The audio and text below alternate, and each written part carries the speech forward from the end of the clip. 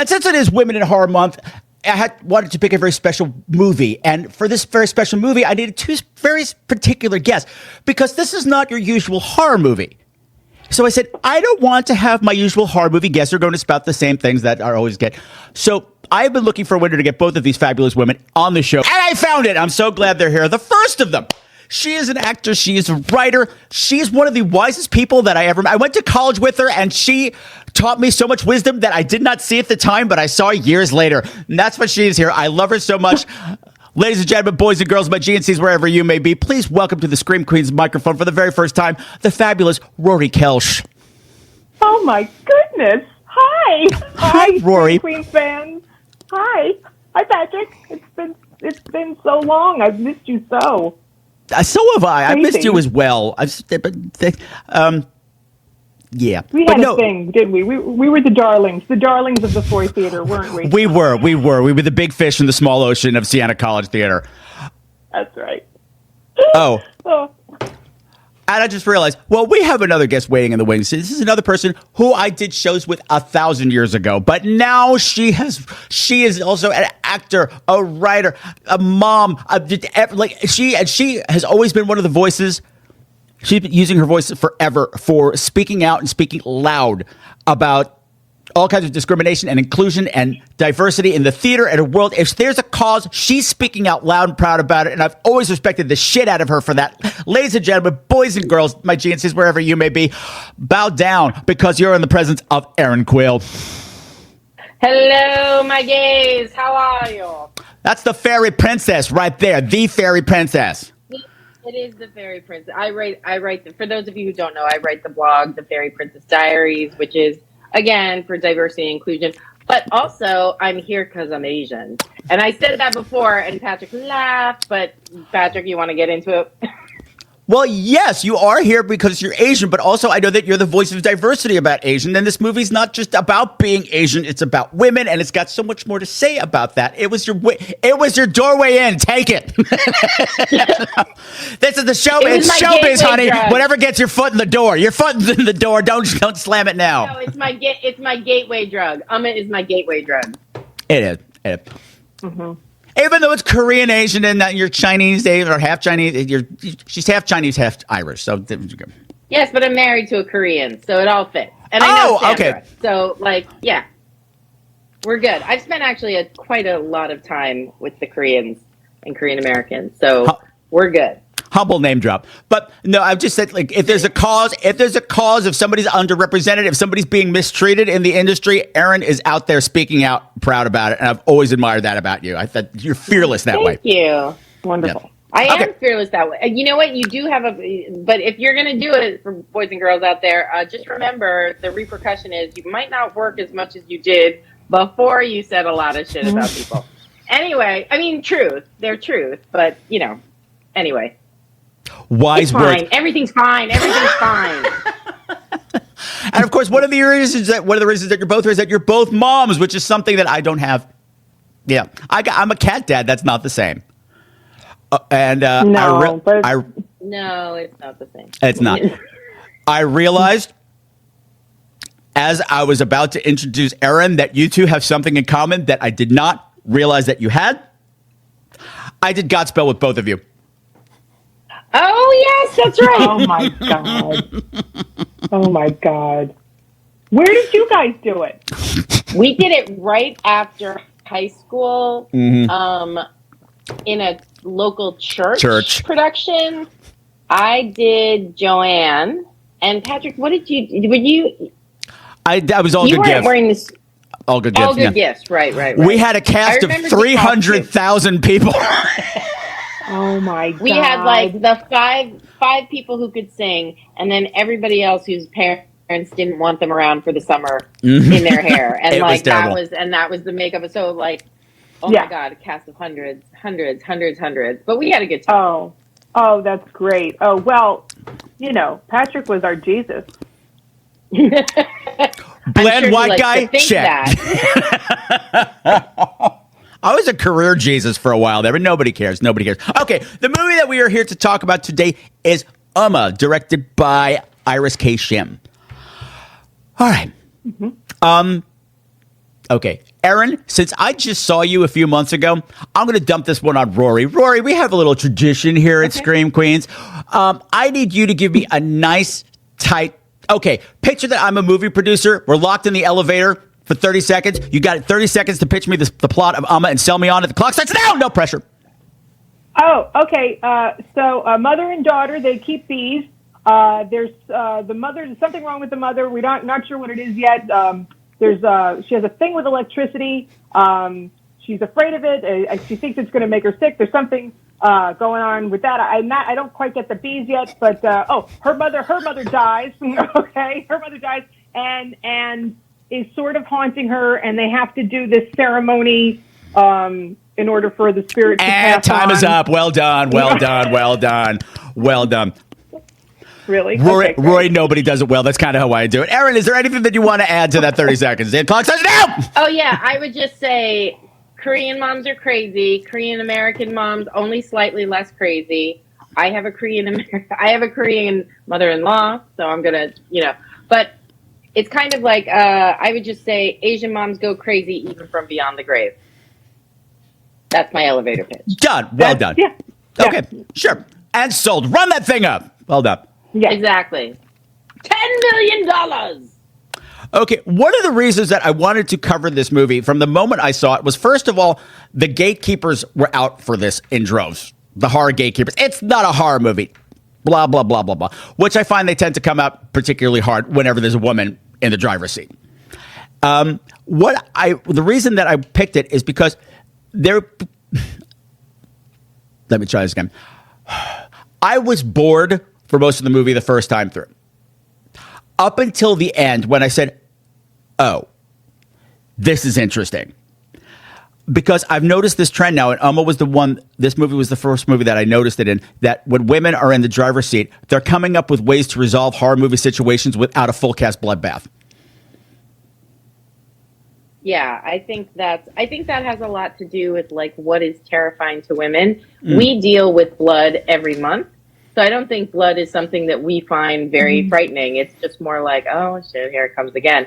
Whereas like true horror, I think, is mental and physical torture. I feel that that's more kind of in keeping with our horror traditions. Like, I don't think Friday the 13th is scary. Like, I don't think any of those, like we used to go to Nightmare on Elm Street movies and laugh because it was so ridiculous. It didn't bother me. I was just like, it's a bloodbath, whatever. It's such a male way to deal with horror. Like men are terrified of blood, right? And I think in part because men are terrified of women, straight men anyway, are terrified of women. We bleed every month. We could make them a dad with no warning. There's a lot of repercussions with blood and women and straight men.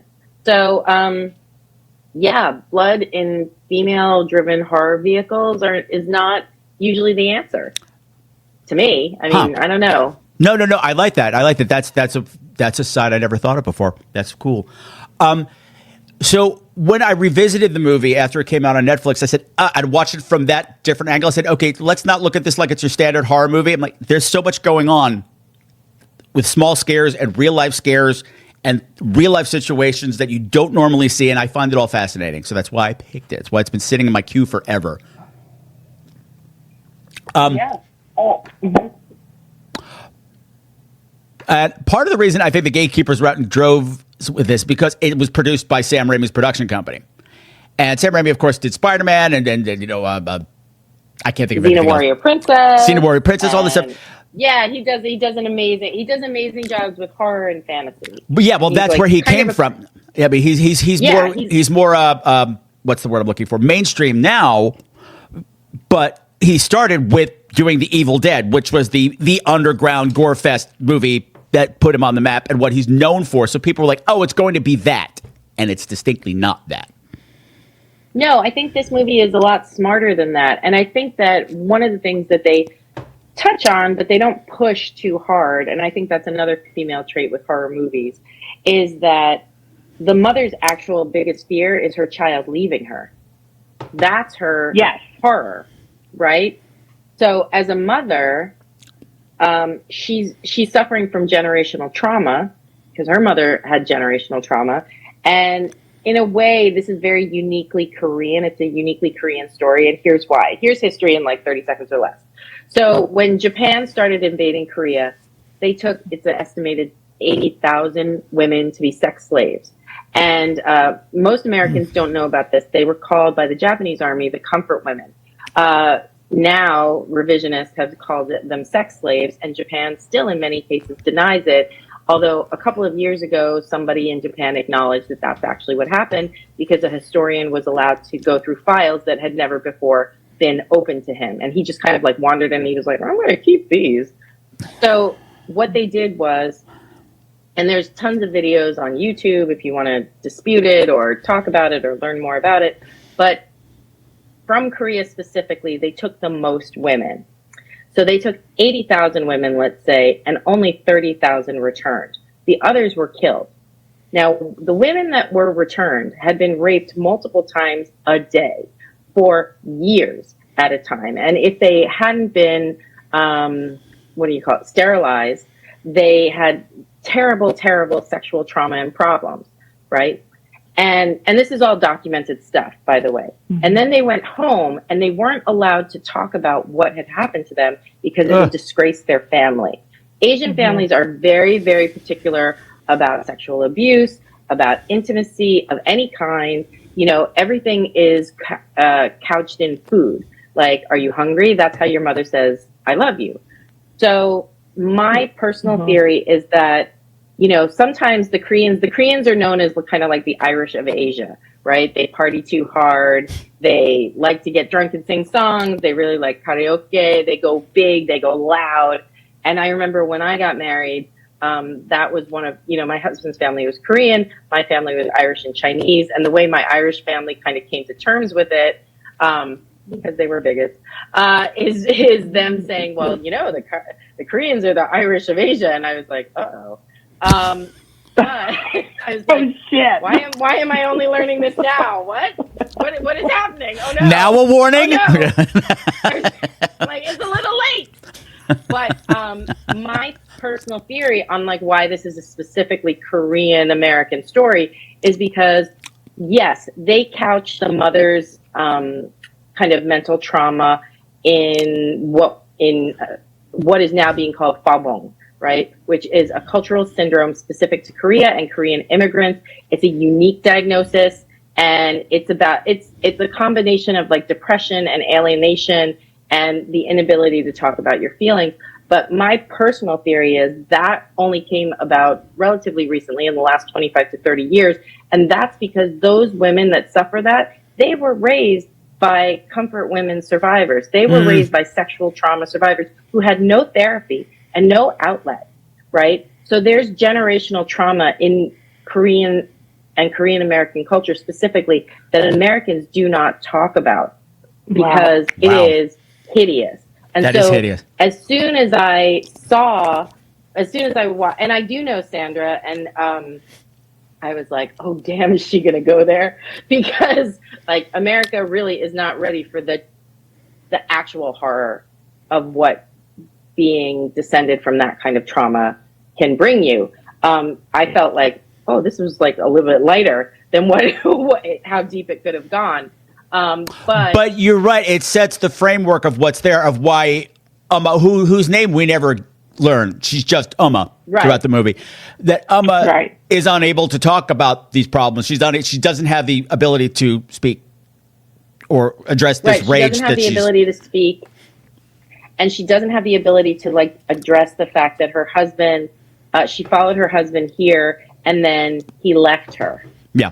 And that's another very culturally specific thing. You're not really supposed to talk back to men. And there's plenty of Korean American women out there who'll be like, what are you talking about? But like culturally, throughout history, it is different in America now. And a lot of that Hwangbum thing is visited upon Korean Americans who are trying to be American, and then they get depressed because they can't speak to their family, to their male elders or something, and like bridge these generational trauma subjects that are really quite upsetting.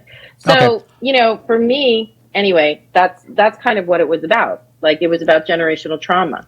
And it wasn't, and you know, Umma, the reason her name is Umma and we never learn her name is because in Korean culture, when you become a mother, you lose your first name. Your name becomes, like, my son is named Liam. So now, if we were in Korea, I would be called Liam's mom. Oh. I would no longer be Aaron. Wow. I would be Liam's mom. Wow. And even in like, his Taekwondo teacher is a very traditional Korean man. So he has never asked me my first name. He just always calls me Liam's mom. Wow. Wow.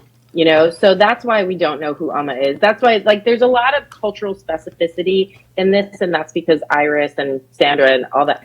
It's actually, like, a lot deeper than I thought they were going to go on that particular aspect of it. Well, but that's why Umma is only Umma. No, it's interesting. And I like that they have things in there that will resonate with the audience it's supposed to resonate with, and the rest of us can learn about it through conversations like this.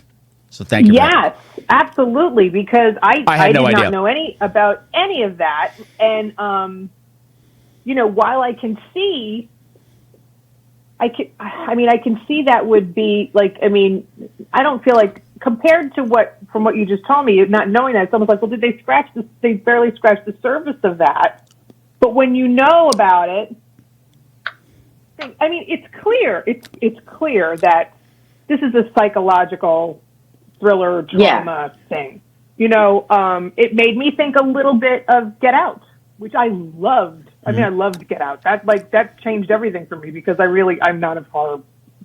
I was the girl at Therese Esterhazy's house every year, just sweating my balls off, like and because we had to watch the slasher, and if I said anything, I'd be like the biggest dork around, you know. I was just like, no, it's so great, oh yeah, I love it, and I didn't sleep. I was terrible. I was just awful. And so, but I watched all of them. Happy Birthday to Me. I watched the crappy ones. I watched the good ones.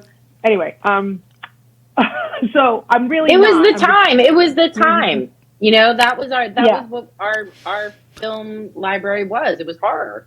I would just like to point out that I never did that to Rory. That was not me who was doing that. Surprisingly enough. No. Surprisingly enough, that was not me in college. So who knew? Quasi-adults then. I mean, if I could say, no, thanks, but no thanks. You enjoy. Yep. Okay. So, you know. Yeah. So the way I would have described the movie, like myself, like there's three worlds at war here. There's the old world of Korea and Korean traditions. There's the American world that's waiting, and there's this world that Sandra Oh has built for herself. Can you please tell me about who's Amanda? Like, what's this world that she's in? Oh, are you asking me? I'm throwing it out to the table. It's general discussion. I'll tell you what was confusing for me, if I could just hop in. That conversation. I mean, I understand why the scene was there, but when she gets pissed off at Dermot Mulroney for, you know, she thinks that he's, you know, giving Chris, the daughter's name is Chris, he thinks that he gave her the college application, and she tells this whole story about, I always hated bees, and now, but you know, Chrissy came home from school with this thing, and she just so wanted to, you know, to keep bees, so I did it for her, and I don't even like bees. And I know that there's probably a deeper point to that, kind of, but I still don't understand, like, I don't know if I understand the whole deal with the bees. Like, okay. Fair enough. I'm not sure about that either, but I was just like, specifically this world that she's in. She has this Amanda, or sorry, I had her other name. Shuyan. She has managed, because of the generational trauma, because of this stuff that her mother put her through on this farm in the middle of nowhere, she has isolated herself and her daughter completely. They are cut off from the rest of the world because of the abuse that she suffered. Her mother used to torture her with electrical wires, electrical shocks. So now she doesn't allow electricity on the property. She's made up a disease. No, I can't be allowed electricity, so you can't bring it on the property. She's not sick. She's just afraid of it.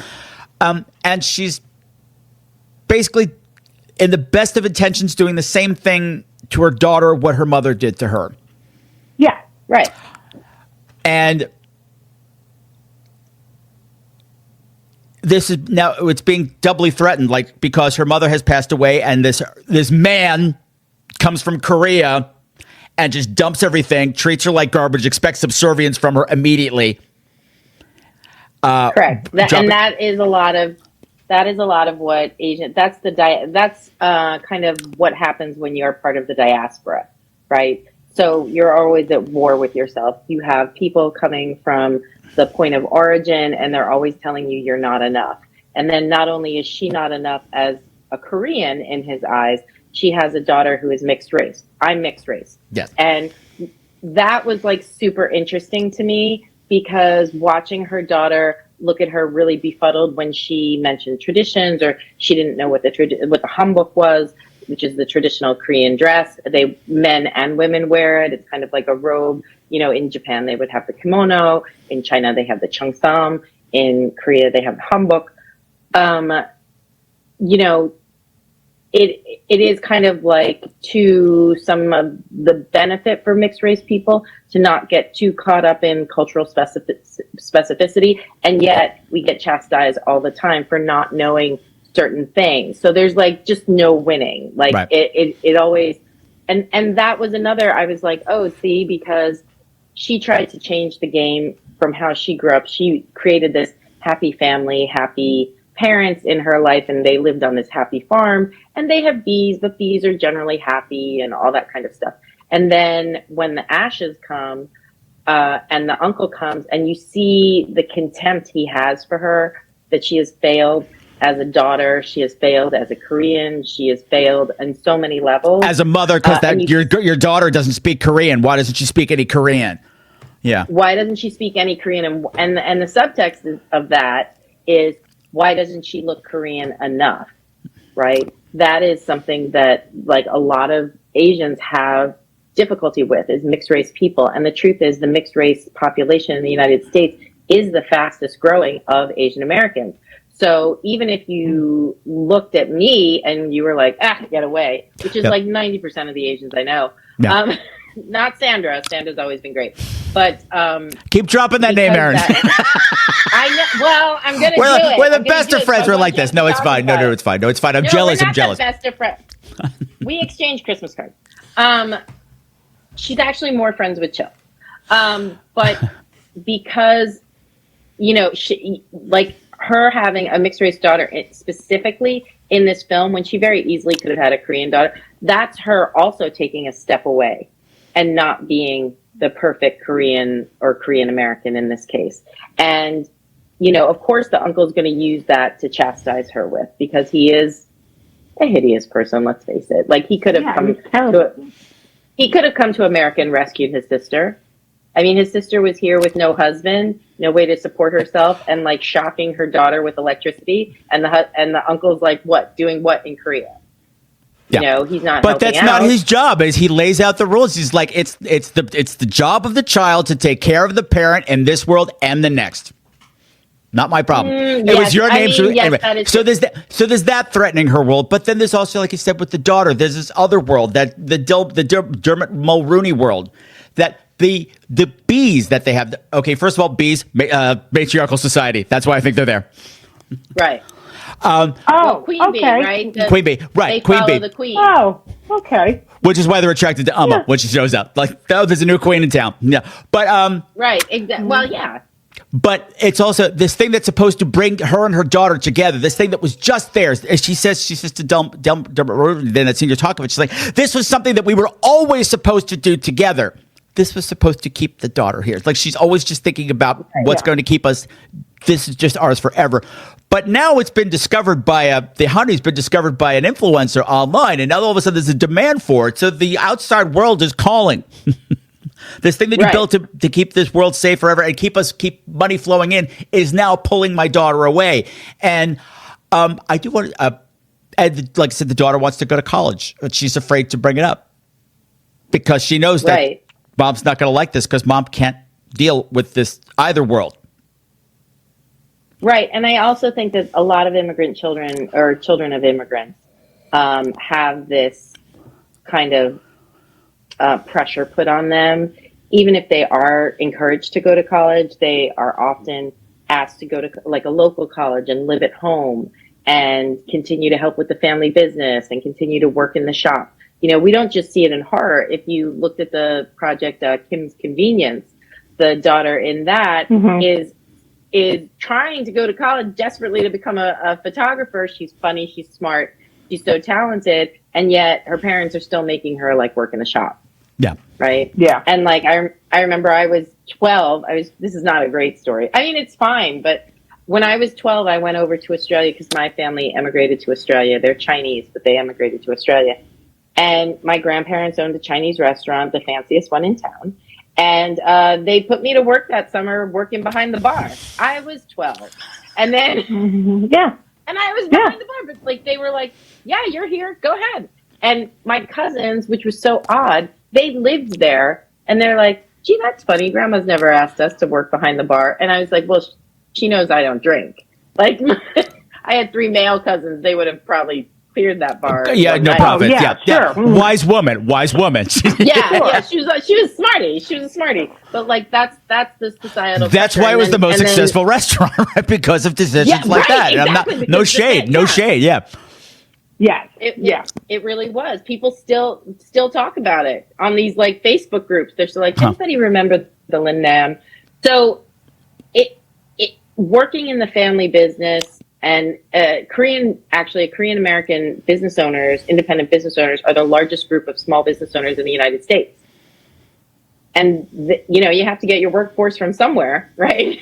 Yeah. What better way than your kids? Yeah. Than your kids, yeah. And so they're going to work in your shop, your liquor store, your Unimart, whatever it is, because that's the tradition. Yeah. You know. Yeah. Mm-hmm. So one of the things that I enjoyed watching on a rewatch, when I said, okay, readjust your settings for what you're expecting from this movie, I like that for almost the whole movie, up until the very, very end, this all could have been happening in her head. I thought it was. Well, I really did. I thought she was just going crazy. Her episodes that she had, she would. I equated it to like sleepwalking, where she would see the ghost of Umma and then be out, and it's Chris Waker. She would hear Chris screaming, and then the daughter Chris, and then there would be Umma out there. So I didn't. Yeah, I got that. I wasn't sure a lot of times if she was just imagining the whole thing. Yeah. I'm trying to go back to the end. There comes a point where you go, oh no, this is for real. It's after that the ashes get. Right, it's after she spills the ashes. Disrespects, when she disrespects the burial. She gives her a shitty burial, the one thing that she's supposed to do. Right. Because Amma says at one point in one of her visitations, she's like, I couldn't live without you, and now I can't die without you either. Do the right thing. Yeah, there's a lot of familial tropes that get passed down generation to generation, and it is very that as soon as she tipped over the ashes, I was like, here we go. I was like, and here we go. Yeah, and because it's after that where it's not going to go well. Yeah, and it's after that that Chris starts seeing things. I'm going, okay, it's not just in her head anymore. This is happening. This is a woman who is raging. And what I find fascinating about this too, what I find a lot happening with women in horror movies, and just way I'm looking at older horror movies as well, it's like looking at when you especially have a woman villain and going, why are they so angry? And just looking at Umma, this is a woman who just was promised everything. She gave up everything. She was a respected dressmaker back in Korea. They said she was fun. She was vibrant. She came to America and now she's in the middle of fucking nowhere on this farm that she hates with a man he's thriving. I'm not. I'm afraid to go outside. I can't learn the language. I'm having trouble. I'm miserable. I'm here all alone. He left me. And it's this rage that the world's not listening to her. I was promised something. I wasn't given to me. Nobody cares. And the world doesn't like to listen to women. The world doesn't like to listen to older women. The world doesn't like to listen to older women who are not from wherever you're from. Right. There's so much rage there that's justifiable. And I'm on Umma's side. I feel her rage. I feel it. And that's it's misogyny times 3, right? It's compounded. Everything she feels is compounded because you look back and you see what she had to go through. You know, if she was a respected dressmaker, let's just go from the script. If she was a respected dressmaker in Korea, well, that was a solid living. Mm-hmm. That was a solid living. So she would have had money, she would have had prestige, and the more beautiful dresses she made, the more higher class customers she would have had, the more she could have charged. So there was no reason for her to leave Korea, except that she was doing what every Korean woman is told to do, which is be a good wife. Yeah. Yeah. And this is something that resonates for me too, because I see a lot of umma in my mom. My mom was very much a product of the 50s. She was made to be a housewife. She wasn't educated. She wasn't supposed to know things. Like, she knew stuff, but she would never act like she knew stuff. She would play dumb. And sometimes she just was dumb. And she would always, like, I could, when I was, like, having intimate... She wasn't dumb, Patrick. She was smart as a fox. She was. That's what I'm saying. She was, but she had to play this game. Like, she wasn't educated. That's why she didn't fit in at the Cherry Valley Country Club. She was new money. There was so many things. Like, she was on the ride with my dad, who was a successful businessman. He's jetting all around the country. He's going to all these places. He's in international golf tournaments. She's always stuck at home with us. I was a late baby. She had me at 40. The other 3 happened in her 20s.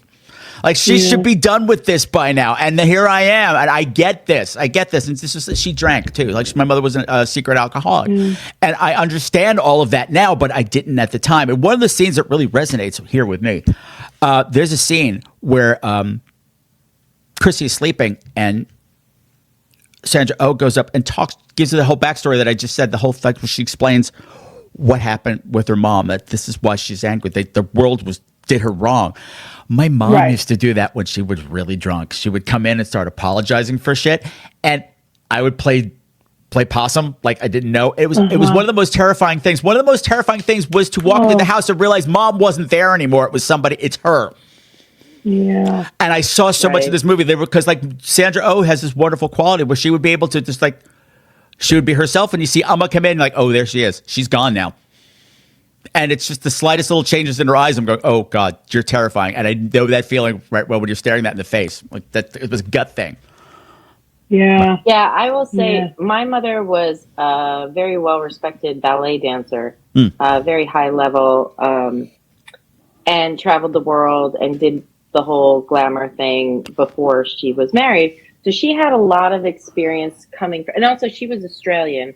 So, you know, Australians have a certain kind of quality where they can talk to anybody and they can fit in with anybody. And she came over on a scholarship to study with Martha Graham, and she had an accident while she was here. And that's why she kind of got stuck here. She had this accident. She had to stay longer so the doctors could treat her. She was out. She met my dad. They had like a whirlwind romance, and they were married like 3 months later. And my dad was in politics, and he did very well, my dad. You know, we only lived a block over from Patrick. Okay. You know? Yeah. We had equally very nice houses, but I think that's why our mothers were friends, because they both had that quality of, this is not the be all end all. Suburbia is not where we're supposed to be. Yeah, I was just going to say that too. Right. My mom never fit in at the country club because she was not smart the way they were smart. She was not involved in their husbands' careers the way she was. She didn't come from a fancy background. She was a girl from Brooklyn. And I think I know from hearing conversations about people about your mom. Well, that Carmel Quill, she's really headstrong. She doesn't look like us, and she's got her opinion. She's not quiet like the rest of us. So my mom was a ball buster. Thank you. That is the word I'm looking for. Your mom took no shit. She was Chinese. Yeah. She was Chinese Australian, and she really didn't. You know, her degrees in dance would equal to what would be equivalent to a PhD.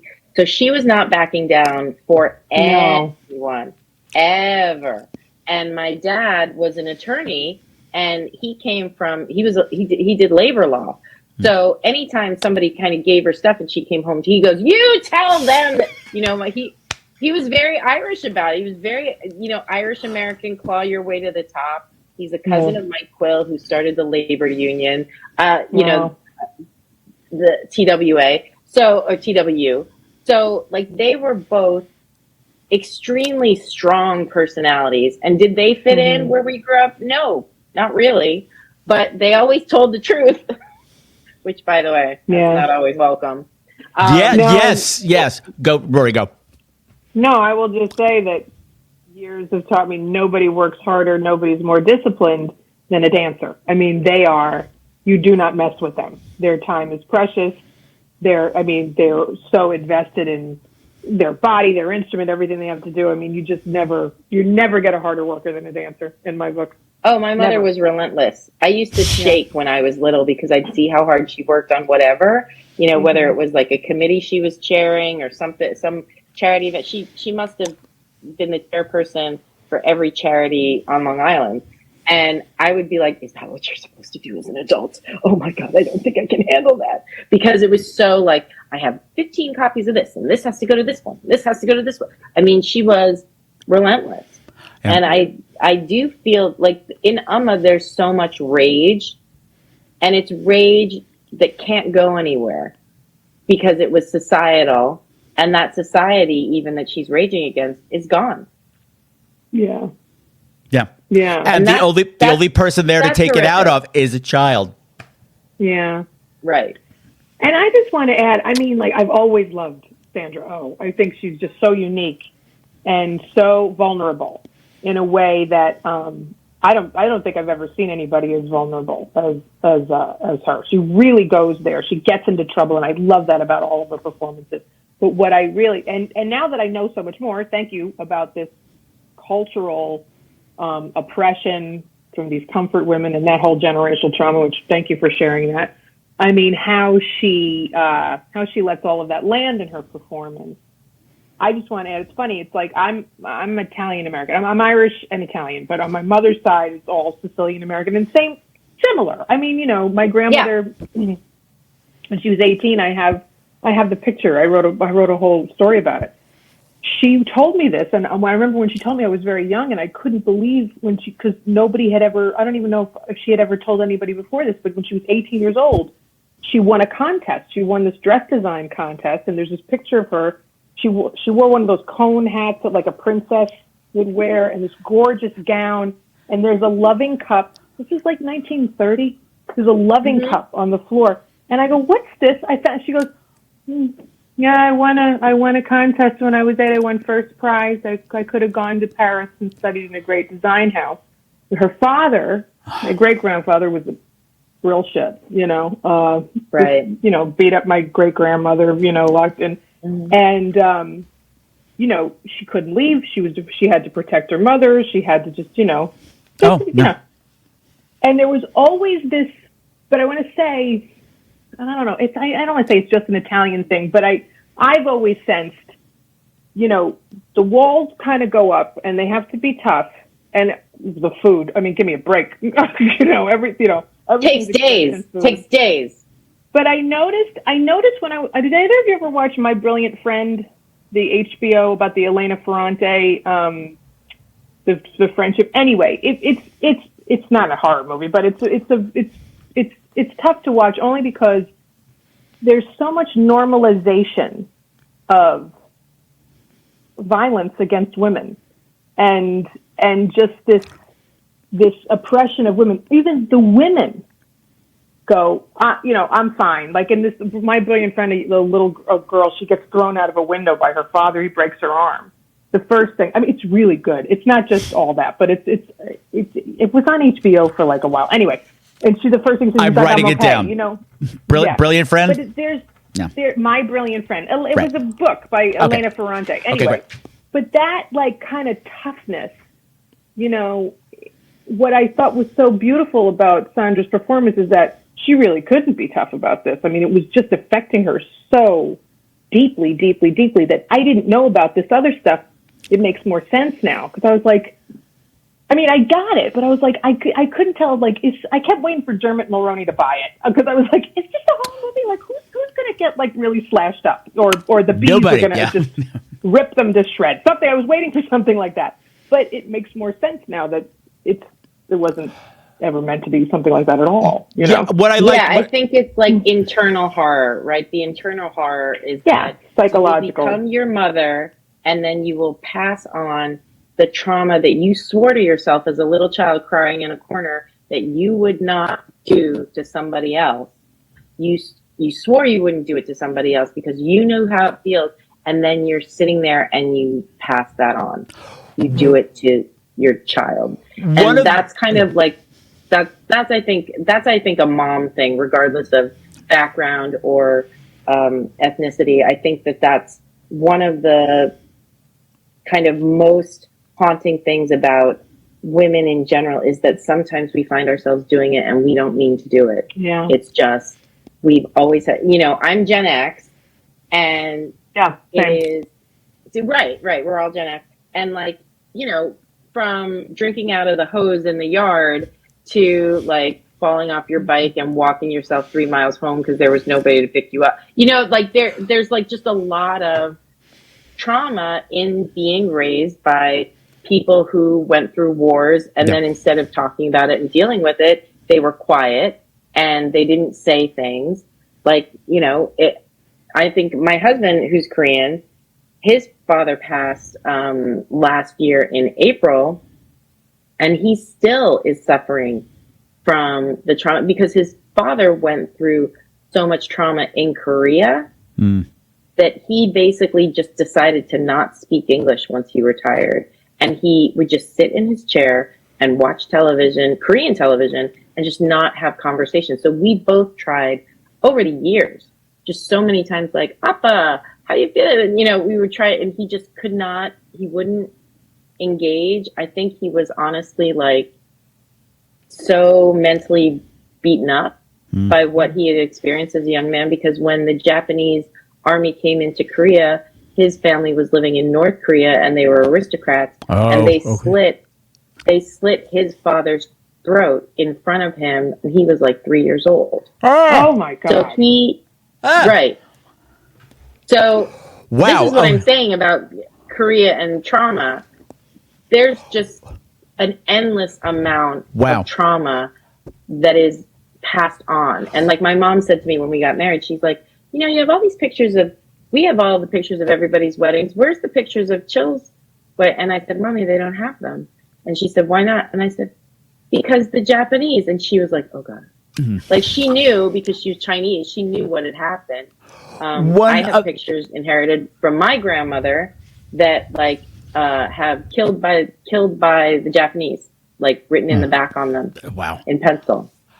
One of the things that I like, there's a short, granted, that's so much stuff to get into, like so many layers of trauma that are written in for people of Korean background who will see these little signs. There is still a short code that's there in certain points. Like the thing that resonated with me was when we first see the tall, which is the mask that is included with the ashes in the suitcase that Alma's delivered it, and her most prized belongings. And when she's explaining to Chris what it is, she says, "This is a tall. It's a treasured family item. Women in my family have worn this for generations. The mask is a grimace." I'm like, so generations of women have worn this as this silent with no mouth. The mouth doesn't, like, I was reading a lot of the talls have jointed jaws so they can talk. This one does not. So this is a silent mouth, a silent grimace. So there was a shortcut visually that I said, okay, I get that there's one of the things, that I also liked about this is that it breaks the rule of Asian horror movies, but also plays right into them. When I was just, I started to do some headcanon, and I was like, wait a minute, why? I said, okay, wait a minute, let me try this again. All right, just today I said, I'm going to pull up a couple of lists of what people think are the 50 best Asian horror movies. And I'm going through the checklist. Every single one of them, the villain is female. Every time it's an avenging spirit, that avenging spirit is female.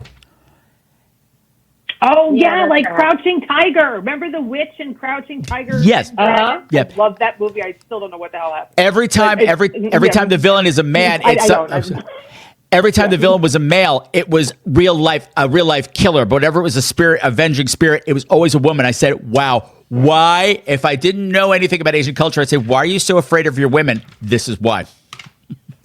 Well, I mean, thousands of years of oppression and subversion and thousands of years of oppression, body mutilation, all that kind of stuff. Like, if you look like, so the common theory, right, which of course people are going to yell about, but like, it's basically everybody kind of emigrated from China. So China, if it's the starting point, right? And then everybody kind of spread out. Mm-hmm. And, you look at, the Chinese and like the bound feet, right? Mm. And how they used to break the little girl's feet and they bound them together and they would walk on stumps. This is what a bound foot looked like. It looked like your fist with all your fingers curled up and then they'd just bind them. And they had to carry those women everywhere. The reason they wanted it was so that the women wouldn't run away, because only the most beautiful of women had their feet bound like that. So, I mean, if that's kind of one of your, in all the cultures, whether it's Japan or Korea or Vietnam or Laos, the clothing for the women is so binding, whereas the clothing for the men is so free. Yeah.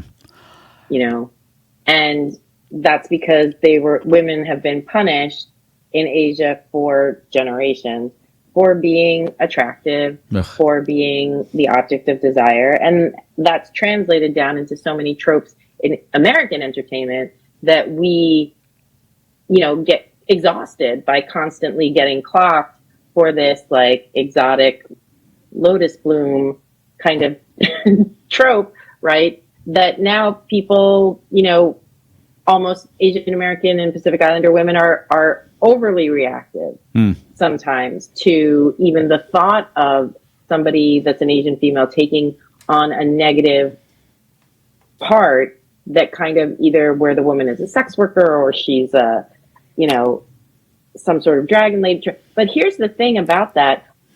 This is why I really enjoyed Umma, is because Asian American and Pacific Islander women should be allowed to be the villain, right? Yeah. Everybody else should be, just let them be. Let the actors choose what they want to do. That's what auditioning is, right? You don't cast yourself, but if you're somebody like Sandra, you can. And she's willing to like take one for the team and be like, okay, I'm not going to be glamorous and beautiful and catching spies in Europe today. Today I'm going to be stuck on a farm somewhere in, California? Somewhere in California. Somewhere flat, ugly, and brown. On a nameless farm in nameless United States. And I'm going to be haunted by a Korean ghost. Cool. I'm going to have gray hair. I'm going to look scared and traumatized every other minute. But that's where it's at. I do like this movie for that, I think, overall. And I liked how it dealt with generational trauma and all the ways it did. But I do think maybe for a general audience, some of the things would have been missed. Concur. And clearly it was, because the ratings for this aren't low because people were expecting something else. Like, Umma is not out to destroy the world. She's not out to kill anybody. She just wants to get what she's owed. You are supposed to bury me. And she doesn't want to be alone. And she doesn't want to be alone. And she's not. So you mentioned that nobody dies. I love that nobody dies. I want to talk about River because I love River. First of all, I love Dermot Mulroney's character because he's not the male savior. He's not a love interest, and he doesn't come in and save everything at the end. No, he's not there at all. But he has a niece, River, that comes to visit. What I loved about River is so many things. Is that, first of all, I clocked her for death. I'm like, that girl's going to die. You're facilitating my daughter. I clocked Dermot. I'm like, he's out. I figured he's going to get in. But her in particular, you're teaching my daughter too much about the new world. You're luring her away. You're telling her she's pretty. You're telling her she can have friends. Because I also expected, this girl's going to be a bitch. Because in a horror movie, if you introduce that character, that girl's going to be a bitch because you have to have girls fight for no reason. But this character's lovely. she's lovely and she's encouraging and she's warm and she accepts all the weird things about this family. Says, that's actually making you cool, but you need to get out of here. Right. Yeah. Like, it's like, you're a weirdo, but like, you don't get it. Weirdos are cool. Like that. I think that was, she's kind of the BFF that you want at that age, to give you a little push. And then also she's used as the tool to be like, hey, your mom's like electricity allergy, kind of bullshitty, right? Because she's like, what are you talking about? I've been holding this phone the whole time. Duh. I'm a teenager. Yeah. And you can't blame. You can't Sandra didn't burst into flames. You can't blame Chris because it's not like she can look it up on the internet. That could have been clearer. I have to say, that whole electricity thing could have been a little bit clearer. Because like in the beginning, she was throwing out a lamp, and then then she shut that was when the baby was crying. So was that when she shut off the electricity? She decided then to shut off the electricity after the baby cries, and she recalls the. So she has this lamp. So she can never do this to her daughter. I'm getting rid of all the electricity. Yeah. Right. Okay. All right. That's what I got from. That's ringing a bell. I didn't get that the first time through. Okay, things I don't like about this movie. The darkness is terrible in this. Like the dark filter they're using, it's too much. I get the lighting is rough. I get what they're going for because, like, the only time you can see clearly is when there's a candle or when there is lightning. It's just to show how cut off and isolated they were, but it's too much. Like I know how one of my favorite things lately is finding, like, particularly in 70s movies, they knew how to use dark really well. Like it's almost a character. Yes. But this was just so dark, I don't know what I'm looking at. So yes, that stuff at the beginning, the first time through, like the whole thing with her abuse with the pre-credit stuff, I didn't get it all. 3 times through, I'm like, oh, now I get it. So the storytelling's a little muddy. See, I got that right away, but like, I don't know, maybe I'm overthinking it, but I did get that. When I saw that in the beginning, I was like, oh, she's going to beat her daughter with a lamp. That's what I thought. I didn't clock the electric right away, but I was like, oh, she's going to beat her daughter with a lamp because I've heard stories of that. You know what I mean? And I was like, oh, we're setting up an abuse storyline for the childhood. Okay. All right. And I hate to watch it. So I'm like, oh God, don't be so bad. Oh no, it's bad. Okay. Fortunately, we're spared that. We never see any of the abuse. Yeah. So we just hear about it. We get hints of it, which I appreciated. And I liked with the flashback dialogue that they didn't use a child actor on screen. I like that they just used her voice so that she didn't have to be traumatized by, having to like act that kind of whatever, One of the other things that really resonated with me was something else in the box. There's her ashes, there's the towel, the mask, and there's the music box. People hate the music box. Well, it's sappy, it's corny, it's sentimental. I said that's why it works. That's what they. Okay, tell me about the music box. Tell what's the big deal with the music box? That she had a good memory. That's so she has 3 bad things in the suitcase, right? She has the Hambook, which is like a death Hambook. She has the mask, which of course is terrifying. And she has the ashes, which of course are going to be tossed to the side and come back and haunt them. But then she has this chip music box that even through the trauma, she has good memories of. That was probably before the mom was forced to leave Korea. It was probably when she was very little. And then, it's clearly old. It's rusted. It doesn't look like it works anymore. But that was her one good memory. And so, like, with all the other things that are in there, there's this core. And maybe the music box is what she loves most about Umma. Right. It's something they connected over. And I liked that it was something they connected over that was not religious, that was not traditional, that was just theirs. And yes, it's corny, but that's exactly the kind of thing that you would get from generally, like this sentimental thing from your mother that, like Mike said, my mom just passed. I've got my stupid sentimental things, some ceramics that she made. It's a Christmas tree. It's dumb, but it's cheap. But you know what? It's from my mom. We made it together. So yeah, that's a great memory attached to that. I love that. My favorite thing though, and it's something they don't even bring up and they don't even point out, but it just plucked at my heartstrings.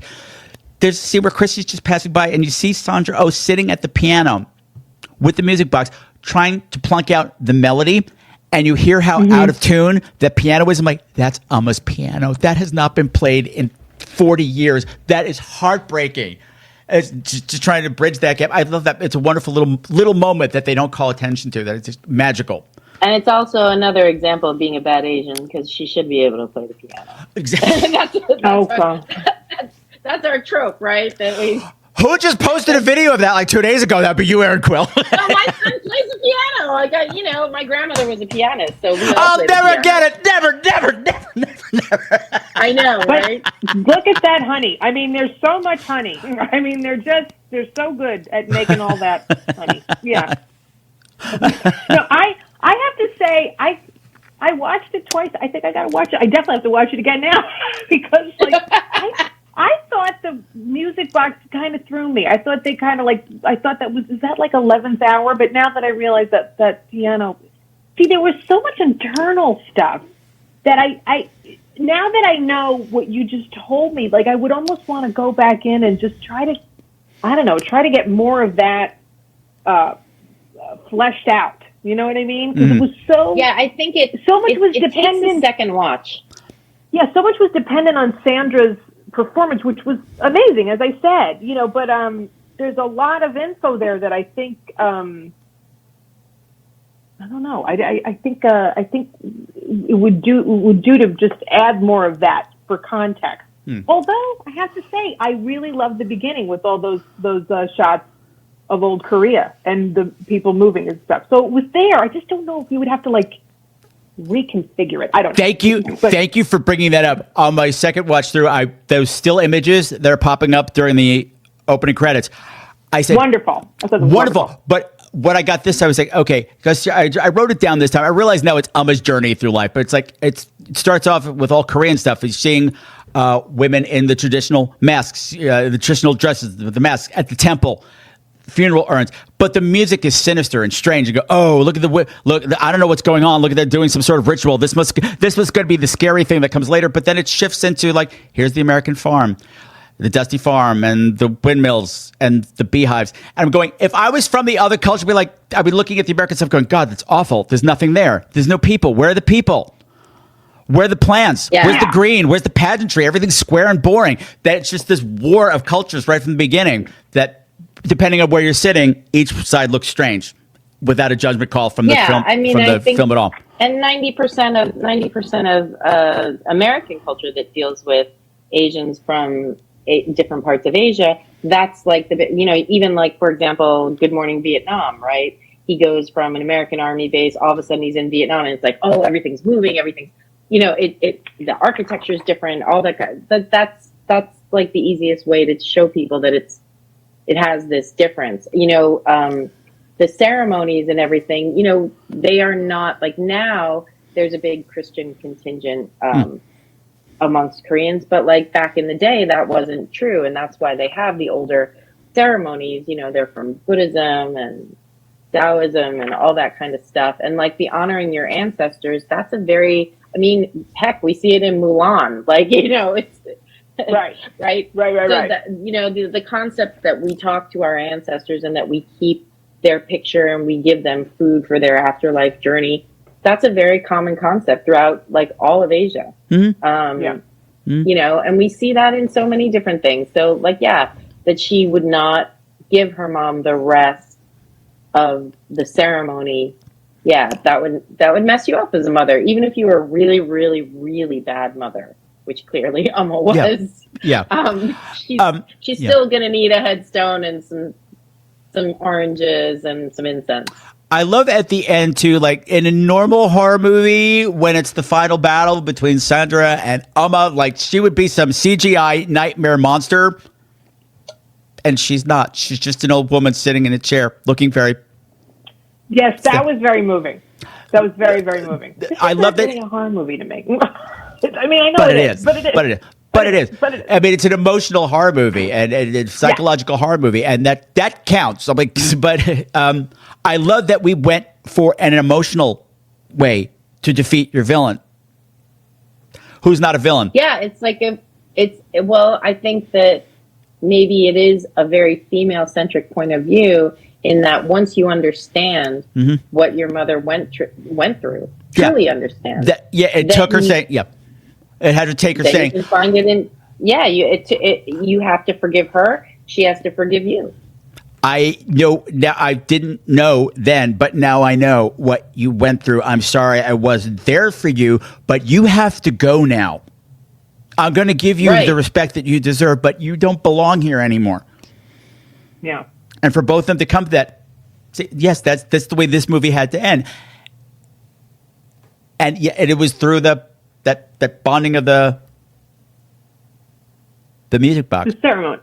Well, the music box. Because that's what she's like. When we first hear about it, Sandra remembers the memory that when her mother said, "This was my old music box. Whenever you play it, if you feel sad, you open it and you play it, and it'll make you feel better." When we go back to it's that final battle scene, we see Sandra with the music box, but she's hearing it differently when she's giving it to her mother. It's like, "Hi, Mommy, remember when you gave this to me and you said that when you were sad, you could play the music? Maybe you could play it now and you could be happy again." So there was that moment that they understood each other. Like this is one of those, with all the battles at that point, that moment in time, they were on the same plane. Hey, remember this? I get you. Remember this moment? We were okay then. Oh, right. Oh, okay. Oh, yeah. Okay. Yeah. And now I'm a grown up now, and I know what you went through, and I know the pain. I'm sorry nobody heard you, but I hear you now. I'm sorry that everybody was awful for you.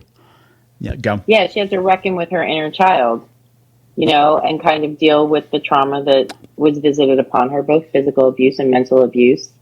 Nobody isolates themselves on a farm if everything was great in their childhood. No. Right. No. And that's showbiz, kids. And even before, just leading up into that scene, they had just did a mini version of that with Chris and Amanda. When she's coming, she's full Umma now. She's got the mask on and she's bearing down on Chris. She's just like, no. Hold on. What did she say? I'll have it written down somewhere. She's like, oh, I remember when I used to. No, you're not her. You used to, when I have nightmares, you used to come and used to sing to me, and we used to do this, and there were all these good. And then she kicked the mask off her, and then all of a sudden she was herself again. She's like, okay, they had some shared emotional memory for a second, and she goes and deals with her mom. It's like, okay, now that I know how to get her out of me, I got to get her out of the picture completely. But you have to think, if Umma inherited that mask through her family, then that mask has like maybe 1,000 years of trauma behind it. Because, So it is, you would need to crush that mask, because otherwise it's not probably just Umma. It's like Umma's Umma and Umma's Umma. Yeah. It's a whole lot of Umma. Well, it's like they enjoy that club, right? They go, I see you and you're my daughter, and then I think back to my mother, and we are all steps in time. That's what they say in the Enjoy That Club. Like, if I have a daughter and you have a daughter, and we are all steps in time. And I think that that's a very kind of Asian-centric concept. That in America, we're lucky if we know, like, the 2 generations back, because they left, right? But in Asia and different parts of the world, we know quite far back, at least until like war came to the area we were, and then we have to leave.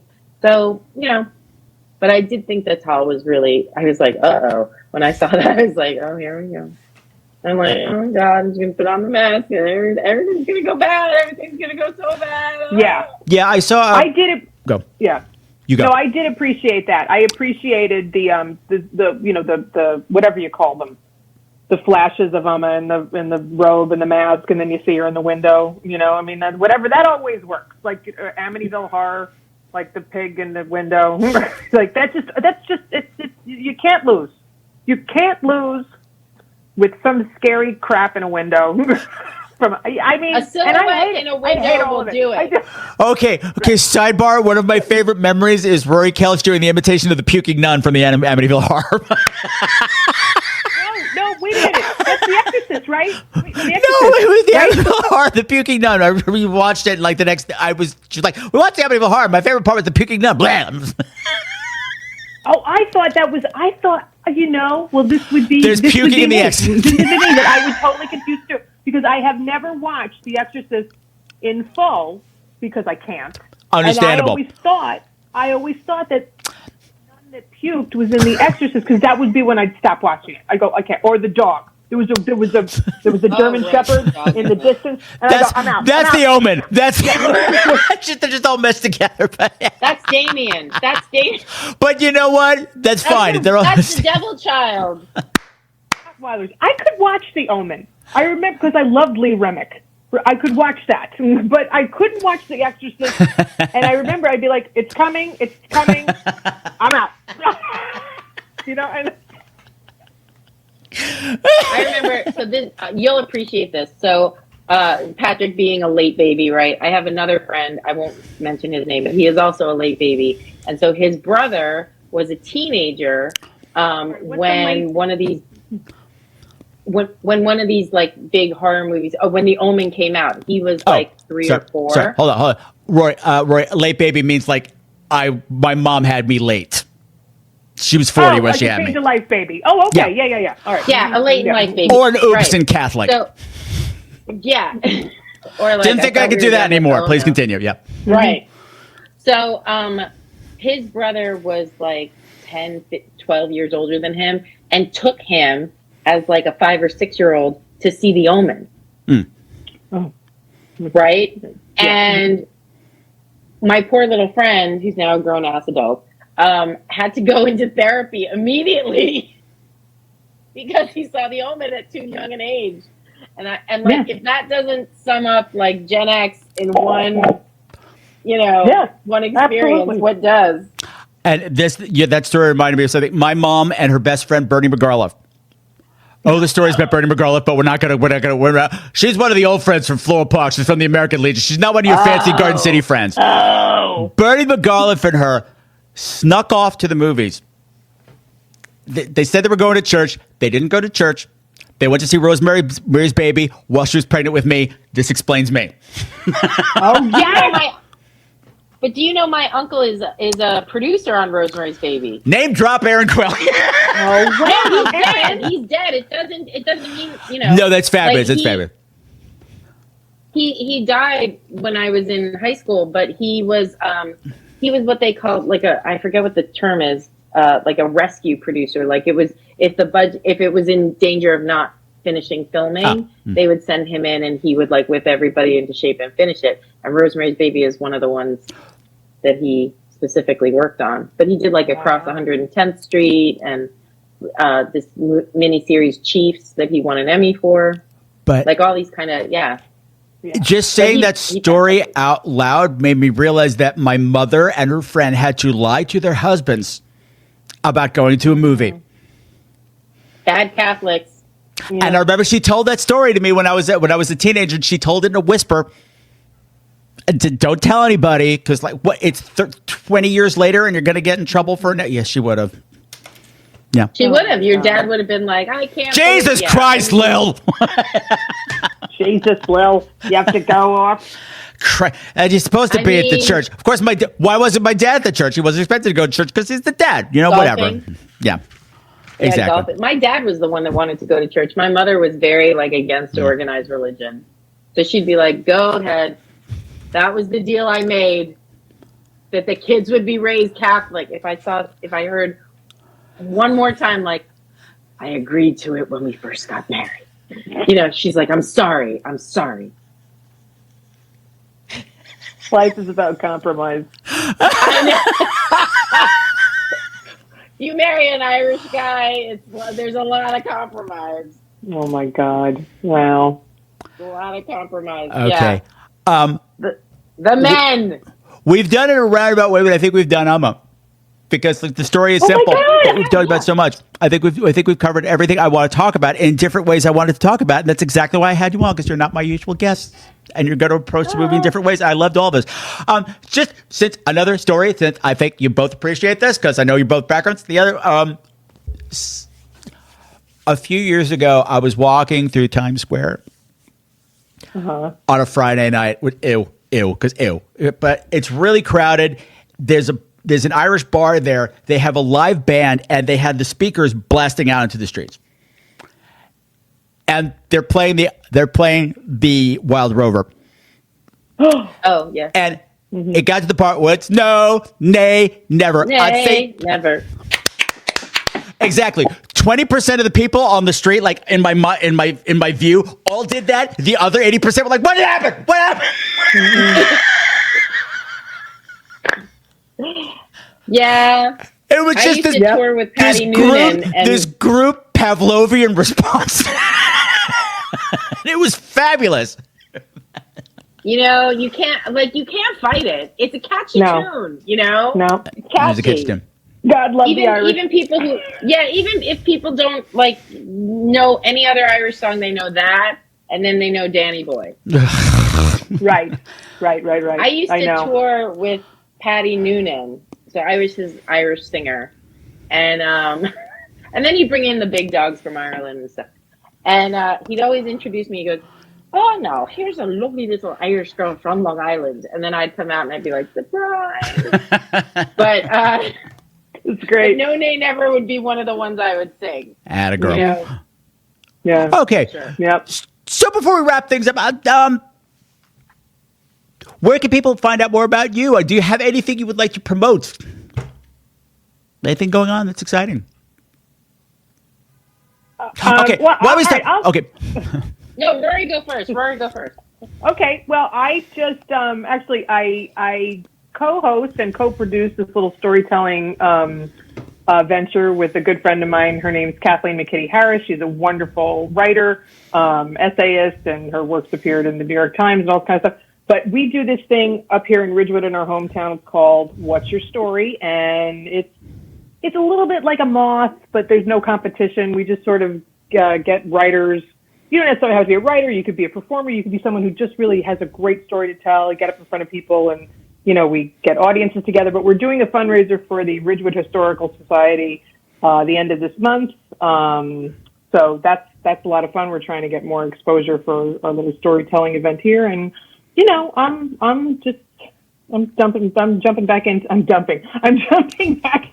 the showbiz pool after like a 13-year hiatus, but you know, it's fun. I miss the hustle like crazy. I mean, and I can't hustle like I used to, even though I didn't know how to hustle back then.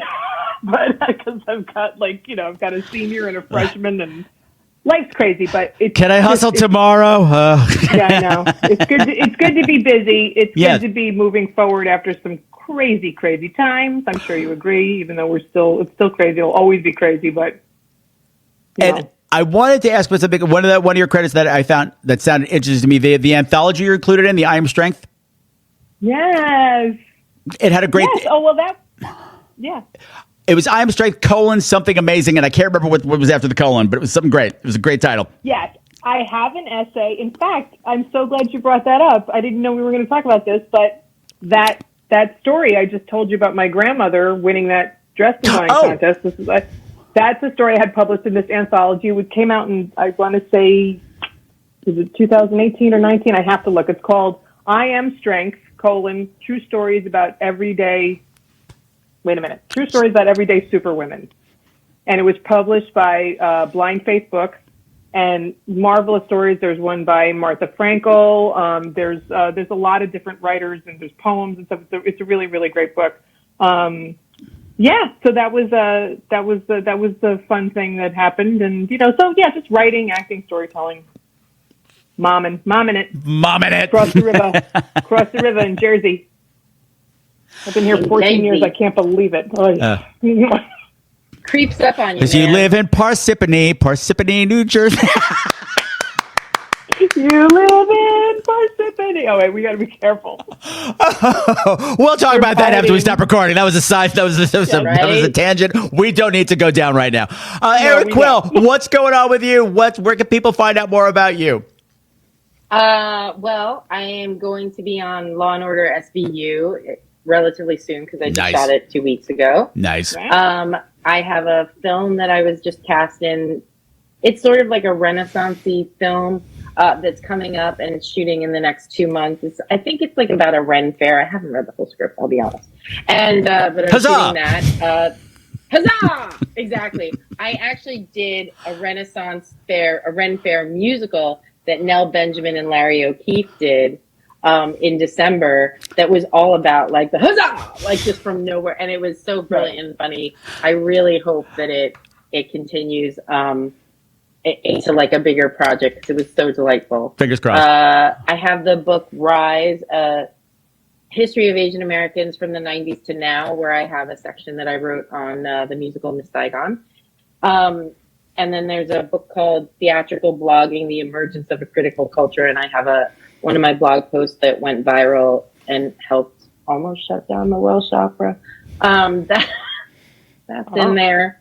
Almost doesn't count. Shut it down. I know. Well, and I feel slightly guilty because I am Welsh.